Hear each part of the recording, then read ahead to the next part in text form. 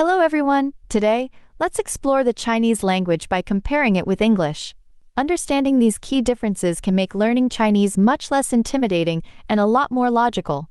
1. Grammar. Freestyle versus rule-heavy in Chinese.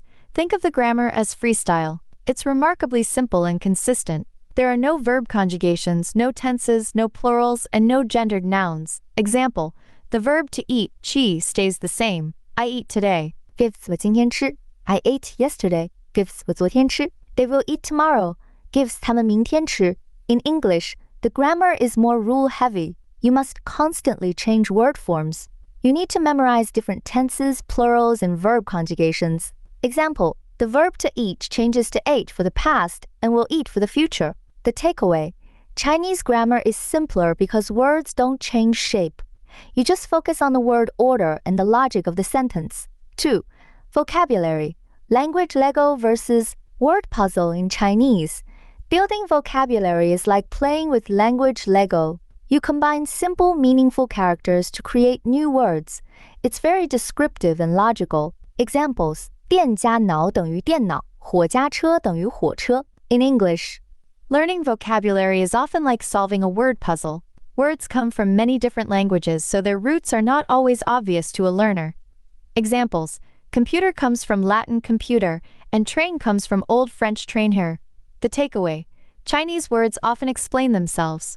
Once you know the basic building blocks, you can easily guess the meaning of new compound words. 3. Writing system. Characters versus alphabet in Chinese.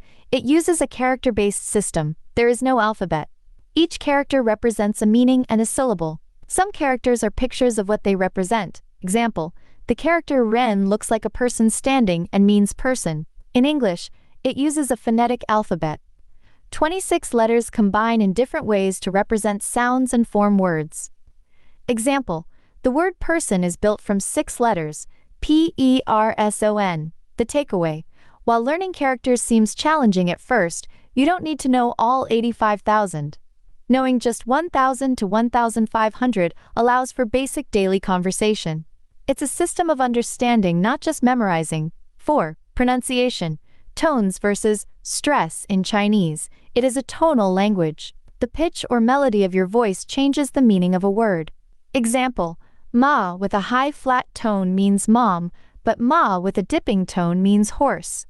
In English, it is a stress-timed language.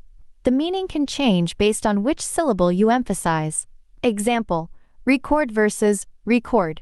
The takeaway, tones are crucial, but don't be scared. Think of it like singing a simple melody, not a complex opera. Native speakers are very forgiving and will ask for clarification if needed, like which character is it? 5. Learning approach. Intuition and listening versus rules and memorization for Chinese. The fastest way to learn is through intuition and listening.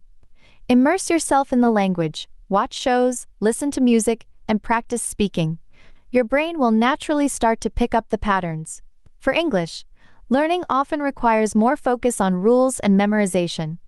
You need to study grammar tables, irregular verb lists, and spelling rules systematically. Final summary.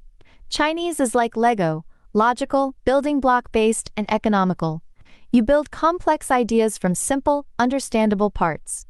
English is like a puzzle, diverse, historical, and often irregular. You piece together elements from different sources. So, if you want to learn Chinese, embrace its logic. Don't be afraid of making mistakes with tones, and most importantly, listen more. It's a fascinating and highly logical journey.